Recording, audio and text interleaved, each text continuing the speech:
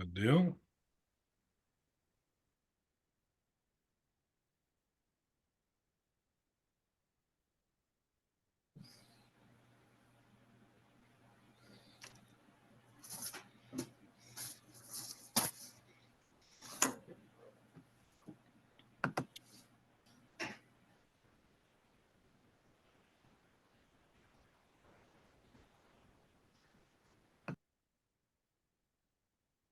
Okay, if you want to go ahead and get the share going, that would be great. All right. And While she's getting that going here, I want to welcome everybody and make sure that you are in the right place for the Adapted Bowling State Tournament that's going to be taking place on May 10th at Bolero. So let me be the first in this setting, at least, to congratulate you on a great season and the start to our state tournament week here as we're getting geared up to get moving.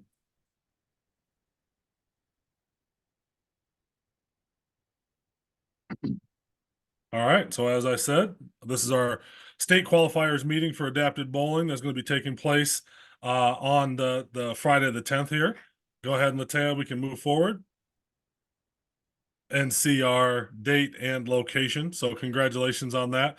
My name's Phil Archer, and I'm going to run through a couple of different things that we're going to hit on today that are centered around this event. So, if you have the ability to mute or on mute, just go ahead, please, and make sure that you're on mute if you got other things going on in your background and around what you got going. I know everyone's busy and got a lot of things going. So, but we're going to hit on things and make this as quick as possible so that we can get you the information that you need to have a great event, and your student athletes and your community members that attend will have a great time. So as we look here, this is our agenda. We'll review that real quick. We will introduce our tournament staff and our managers that are around the event that we have going on this week.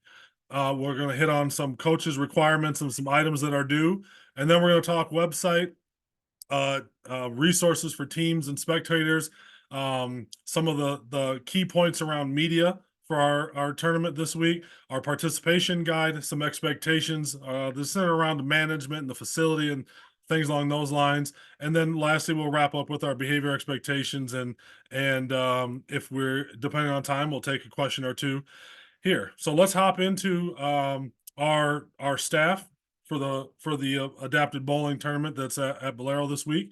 I introduced myself earlier as Phil Archer. Many of you have had an opportunity to meet and or email with or talk on the phone with, or we're at an event with last year or earlier in the year here. So I'm excited to be a part of this. Jim Muckenhern has really taken myself and Lisa Quidnow, the other newer associate director at the league, under his wing and helped us to understand the impact and the need, and really enjoy adapted athletics. And bowling is one of mine, so you guys get to listen to me tonight. So that's me. Jim Muckenhern, who I just mentioned, is on the call as well.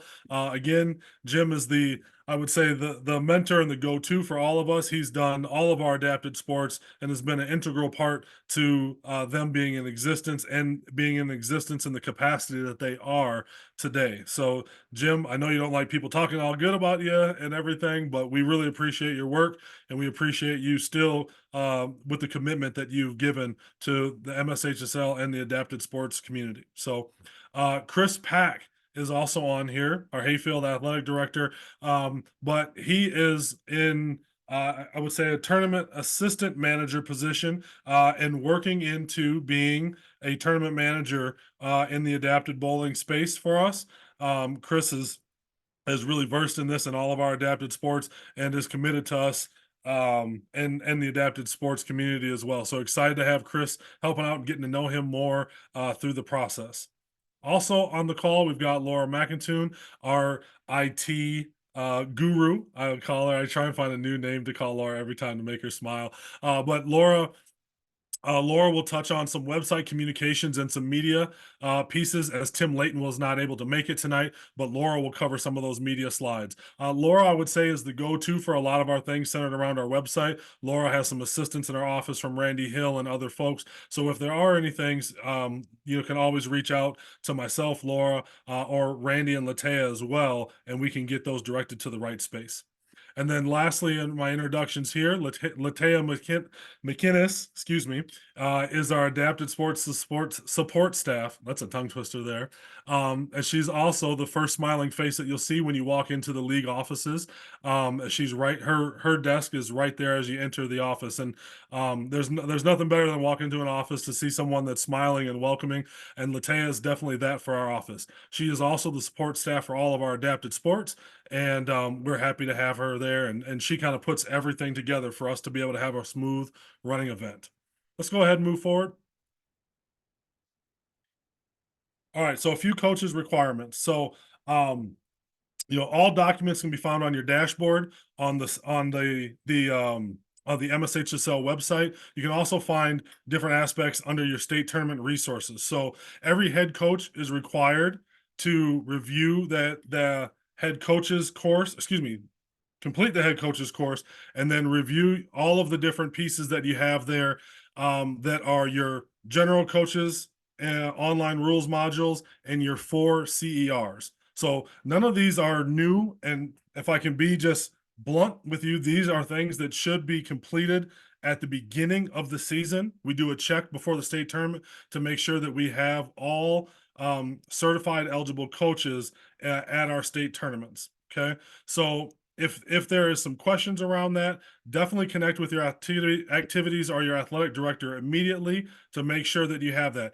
In your dashboard, you should be seeing checks in all of those little boxes that we have there. That's your first sign. If you don't see checks in all of those little boxes, make sure that you're communicating with your activities director or your athletic director immediately so that we can get that resolved before Friday.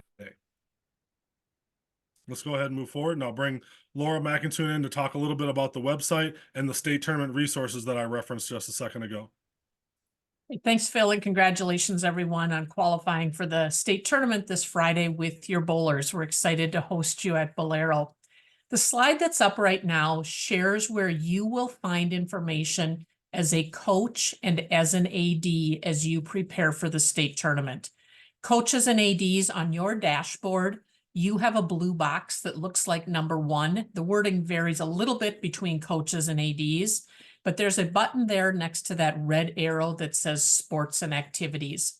Behind that, you will find some blue bands like you see in number 2. When you click the little plus to expand those bands, you find a number of resources behind that, which is what we intend to be everything you need as coaches and ADs to run your adapted bowling season. On the left-hand side, and you see my example, here's music. So again, imagine that yours is adapted bowling. On that left-hand side are the activity resources, the things that Latea, Phil, and others in our office add for you to have a successful season. And on the far right-hand side is where you will find all of those state tournament resources. And again, these are things that are put there for you as coaches and ADs, not really thinking about the general public as our audience here. Latea works really hard that if she should be sending you an email for something, and she may attach a form onto it or a document onto it, but she works really hard to get those same things posted into this area so that when you can't find something in your email, which seems to happen to all of us most days, over on that right-hand side, again, is where you can come to find all of the adapted bowling state tournament resources. So again, coaches and ADs, this slide is for you on your dashboard finding resources. On the next slide, this is out on the public side of the website. So going out to the public side, going up to sports and activities, and then picking any one of the 3 adapted bowling divisions. You'll start to see state tournament resources that are aimed at spectators and those attending, but again, are often useful for coaches and ADs too. This is where you'll find things like the schedule, you'll find the spectator guide, You'll find a link to apparel. You'll find a link to our official streaming partner. Programs are linked here. Really, again, things for the public as they prepare to attend the bowling state tournament. A few things there specifically on the next page refers back to our state tournament programs. Our state tournament programs are wonderful with a lot of information in them. They are online only. So as you inform your communities about that fact, as they're there to prepare, folks, depending again on what they want to do with that program, can view it, can print it, can bookmark it, whatever it is for that adapted bowling program. We expect the adapted program to be posted late day tomorrow or first thing Wednesday morning as we move toward that tournament season. Also on those public pages, you'll find a link to our apparel. Apparel will be sold on site for the adapted bowling tournament. We always encourage folks to purchase early. Our partner Signature Concepts is a cashless deal. So credit debit cards are required for that. They do also have an online arm of their store, and apparel there can be viewed a few days prior to the tournament. It'll go live at the start of the tournament. There is a shipping fee if you purchase online. And again, that's open a few days after each tournament. The next slide has a great picture of the two items that will be available for the state tournament for bowling. There is a hoodie as well as a t-shirt. And again, both of those will be available on site as well as online from Signature Concepts. On the next slide, we are incredibly excited, as we have been the last few years, to share that the Adapted Bowling Award ceremonies will be live streamed complimentary from NSPN.TV. On that public page, there is a link that will take folks right out to NSPN.TV. NSPN is a subscription model, but they put these items in front of their paywall. So 3 times during the day, and again, if you look at the schedule on that page, there will be award ceremonies that will be broadcast. The singles will be broadcast late morning, the doubles mid-afternoon, and the team a little bit later afternoon. Those are estimated times for when those will be done on that schedule. But again, this is complimentary. So if you have folks back at your school kind of following along a little bit remotely, or folks that aren't able to attend, make sure that they know about this option to catch and get in on a little bit of the adapted bowling. And then finally, media. We get members of the media who are so darn excited to come and cover our sports and give our athletes some great attention. Media members need to apply for a credential with the league. It is on our media page, and that deadline for application is 7 p.m. Thursday. Again, this is not something that many of you will deal with, but some of you have those media folks in your community that they know you and they recognize you and sometimes think you know everything. So if they say, can I come to the state tournament and cover your athletes? We ask that you simply direct them to the media page on our website, and they can take it from there and work with us on that. Phil, with that, I'm going to turn it back to you to go back and catch up on anything I might have missed or move on with your participation guide. Perfect. Thank you very much, Laura. I appreciate that. As Laura mentioned, we're going to hop right into our participation guide. Jim, Latea, Chris, if there's anything that I miss or you want to add into as we touch in these last couple of slides here, feel free to just hop in, okay? So participation guide. The first slide that Laura commented on was your activities page, and then it dropped into the accordion where you could select your adapted bowling, whatever division that you're participating in, and you'd see those activity resources and state tournament resources. Under those state tournament resources, you will see a participation guide that is posted there. That participation guide is your first touch point for answering questions. If you have a question, someone in your community has a question, your AD has a question, this is the first go-to to get an answer to that question. And so I want to encourage you to tap into that, use those state tournament resources that are there on that activities page. It is also, I would say, really good to have a conversation with your athletic director or your activities director to walk through that that guide and just make sure there's no questions. Make sure everyone is crystal clear on the event, how it's looking, what pertains to you directly, any concerns that you might have assisting your bowlers throughout that day based on what content is in that participation guide. And then lastly, as I mentioned, it's in those activities pages under those state tournament resources. So really tap into that because that's going to answer a lot of your questions. It could cut down a ton on emails or phone calls made as you start to prep for Friday's events. Let's go ahead and move forward, Latea. On our facility, nothing too crazy here on the facility front. We've been at the Bolero over there off of Brooklyn Boulevard for many years at this point. There will be a room to your left right as you enter that can be used as a changing area. We also have an additional space in the back in our headquarters that has more room in case there's wheelchairs or other things that might be a little tight in that up front room. You've got to find myself, Jim, or Latea to access those, but those are there in the event that they are needed. Lunch is going to be served in the big bar room area where there's pool tables and a big fireplace. That will be the same as it was last year. If you ordered lunches and when they were served in there, it's just to the right when you come in. All right. There is an additional designated area further into the bowling alley area that is going to be a spot for teams to eat on top of the small cafeteria area they have.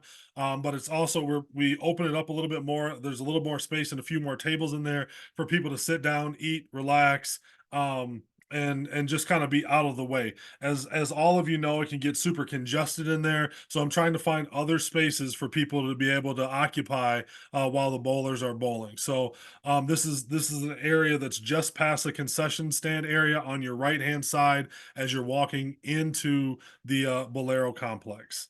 One note that was something new at the qualifier. We're also going to be doing that this Friday. Is there's going to be no additional chairs behind the bowlers other than those that are provided at the lanes. Okay, that again, as all of you know, that place gets very congested. It gets really tight. There's been some issues with that in the past, and so we're gonna utilize this system again here. Again, we're providing other places for people to be able to sit and stand between those different the different divisions, excuse me. So let's go ahead and just try to encourage any spectators that we have to be cordial and act accordingly. Some of them are probably going to be a little upset about not having a chair or this or that, but we'll work with people to do whatever we can to make sure that it's a good experience for them. Jim, is there anything that you want to add on that front from your experience? Yeah, just to remind everybody that the couches and stuff are for the bowlers. The bowling areas for the bowlers. We get grandparents that want to sit in there and parents and I can't chase everybody out. We need coaches to help out there, but it does really get congested and we need our kids to have a place to be also. Good deal. Thank you, Jim. Latea, let's go ahead and move forward a little bit on some tournament information. Again, a lot of this information is in your participation guide and can access it there. Registration starts at 7:45. Also during registration, make sure that you've got your payment for your pre-ordered lunches that will be collected at that time as well. We did that last year. I believe they've done it in years past. It worked relatively smooth. So just be aware that if you've got to notify your district to get a check or whatever it is to make sure that that's taken care of at the time of registration, please get on top of that now this week as we're going. As everyone knows that sometimes their business office can have a little bit of a drag on turnaround. So I would encourage you to get on that if you haven't already. Warm-ups for the different divisions are there as follows: 8:45, noon, and 2:30. And our start times are 15 minutes following those warm-up times. Okay. And our lunch break is in that 11 o'clock window there. Let's go ahead, Latea. And just the thing with lunch, when your team is done bowling in singles, your kids are done bowling, you can certainly go and start having lunch. Don't wait till the lunch break at 11. And Yep. Bolero staff will have those lunches available. We asked them to have them available between 10:30 and 10:45. So we set 11, but they're as soon as they open the door and they're ready, we can go ahead and get in there and go. And I just wanted to add, must reiterate, for those that are not ordering lunches, that there is no outside food allowed in Bolero's facility.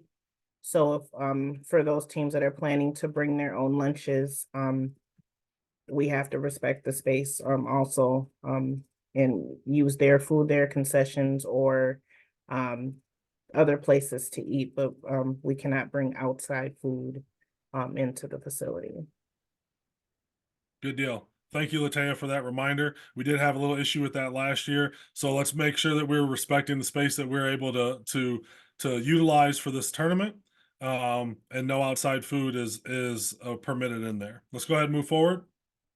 All right, so this is a pretty meaty slide, I would say. I'm gonna hit on a couple of these different bullet points, but part of the reason there's a lot in this slide is these slides will also be posted under those state tournament resources, and they can go back and be accessed. So if you've got an assistant coach, you want to share some of these things with your activities director and talk through some things. I put a ton of content on this slide so that you can go back and use it and not have to go through and listen to the audio to try and find one little bullet point that I said. So as Jim talked about earlier, make sure there's not too many kids on the lanes. We need your assistance on that. If they're not, especially if they're not actively bowling, only the current bowlers should be on the lanes or in that area. And then just communicate with your kids and any assistant coaches that you have to kind of have a spot for your participants while they're in their waiting time. You're gonna, just like last year, report scratches to me. I'll be located at that main desk area where you can get shoes from and deal with any other bowling technical type issues. That main desk there on the far end is where I will be seated, and you can come and report your scratches to me there. Most likely, there might be a time where I get up and have to move, and I'll have some other tournament staff there, but most of the time it's going to be me posted up in that position. All right. Please keep your bowlers on task and ready to bowl at all times. Electronic scoreboard is the official score. If there's any issues with that, as I mentioned before, that main desk, that main area is going to be where we'll consult Bolero's staff to deal with any of those issues. Have a note here with our PI bowlers, the coaches can assist in chairs, students in chairs, or that need a ramp. One assistant per bowler on the lane is allowed, and that assistant can place the ramp there, but just a reminder that any final adjustments have to be done by the bowler themselves. The assistant can steady the ramp if needed, though, and not interfere with the bowler, and to be cognizant not to interfere with bowlers on any of the adjacent lanes. All right. And then lastly, a little change up here, and I don't know if we're reverting back or if this is kind of an evolution here, but we will be posting all of the scores that will need to be verified by coaches. The Wi-Fi and the bandwidth availability there at Bolero slows everything down greatly, and it was making us wait and making more challenge than an advantage, I feel. And so we will be printing off the scores, and they will be posted on the wall where the tournament headquarters is, in that hallway that kind of juts out to the north part of the parking lot there off of the main desk. So coaches will be asked to verify their participants' bowler scores near our headquarters after every division's finished. Okay, so be prepared to that. Mark that in your head. It's not on your phone this year. It's not on your laptop. There's going to be an actual printout that we're going to go back to. Jim, anything that you want to add on that, please? Just the PI bowlers can, with using ramps, can bowl 2 frames in a row. And we encourage you to do that so that we move along a little quicker. Good deal. Anything else there, Chris, Latea? Good. All right.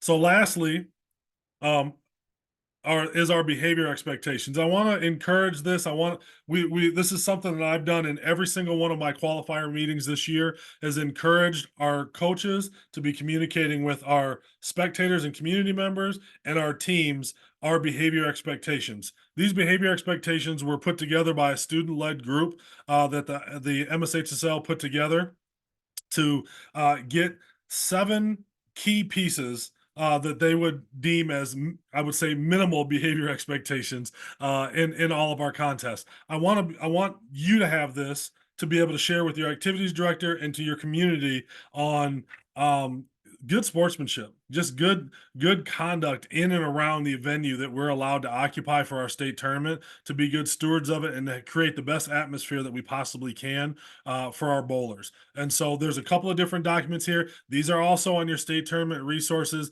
and in on the activities page, I believe in our state tournament resources that are on the public side of the page as well. So you should be able to see these, but go through these with your parents, go through these with other supporters of the team that are going to be there in the event itself. Again, it gets tight in there. There's a lot of people moving around. Having some of these common courtesies and respect around the event, around our bowlers, and making it a great event is really going to be the difference in the feel that our kids leave this event from. And so that's why I'm such a big proponent of these 2 different documents that we've got around our behavior expectations.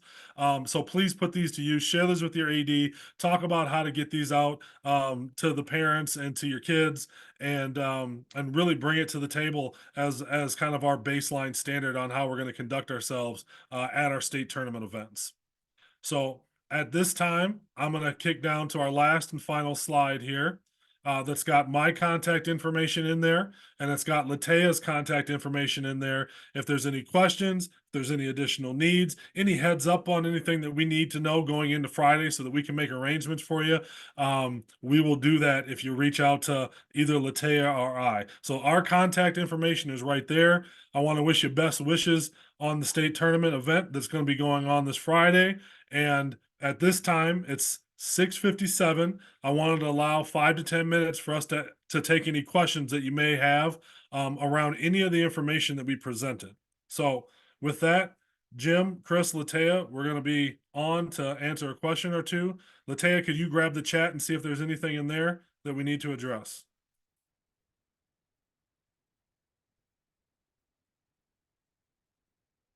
Scott, yes, Latea sent out a note on lunches about a week or so ago. If you haven't received that, please send her an email immediately so that we can get you squared away if it's still possible.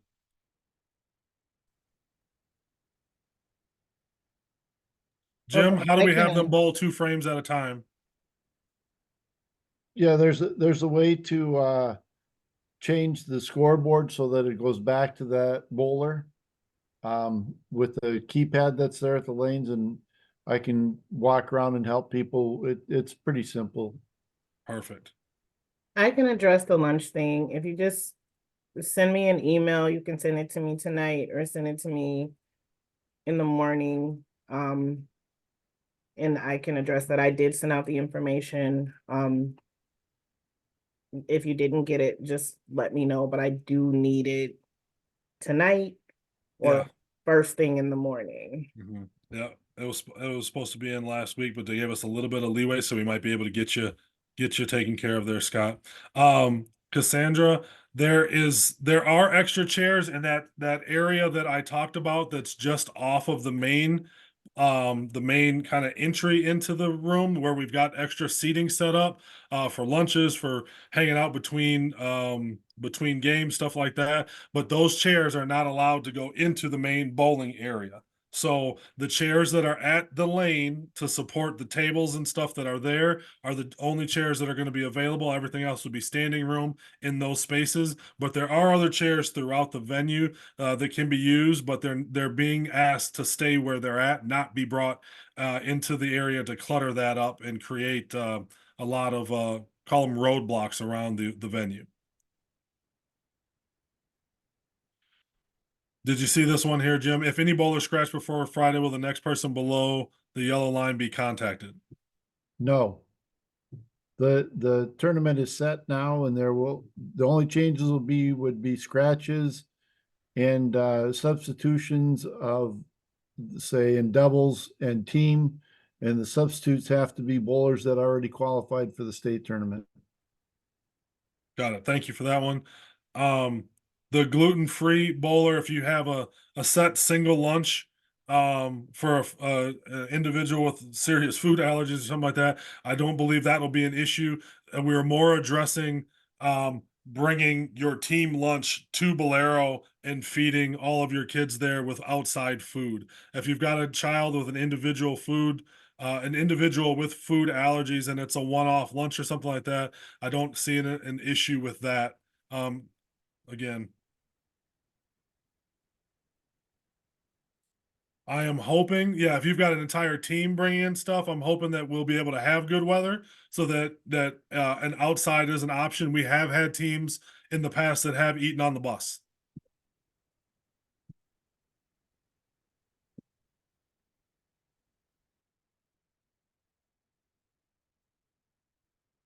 Any other questions? Again, and I didn't hit on this too hard, but all of this video, the slides, your participation guide, and any other information will be posted under those state tournament resources. With that being said, you should be able to access all of this at a later time. Again, either to go back and answer questions for yourself, share with assistant coaches, or run through this information with your activities director so that everyone is crystal clear on what's going on Friday. The worst thing is not knowing exactly what's going on and then assuming and that assumption being wrong. So run through these, ask questions, let us know, and we'll do our best to make sure that everyone's informed and ready to rock and roll. As far as the checks for the meal, you can make them out to Minnesota State High School League. And I will be at the front to register you and give you your lunch tickets and your packets with your bag tags. Yep, registration. Lateo will be up there with all of that, all of the contents of your state tournament packet, and taking the payment for your lunches and distributing the tickets for those lunches as well. Good deal. So the time is 7:02. It was my goal to have you out of here so that you can get with your families by 7:05. I'm feeling a little bit accomplished right now because we're 3 minutes ahead of schedule. So I'm going to take a quick minute and say thank you for being on here. Congratulations again for your qualification into the state tournament. And we look forward to working with you and seeing you this Friday. Again, if there's any questions or needs, reach out to us so we can get you squared away. I want to thank the tournament staff that's already been planning and working on this for the last handful of months. This Friday is going to be a great event. And we're excited to have you. Thanks again. You guys have a great night and best wishes on the tournament.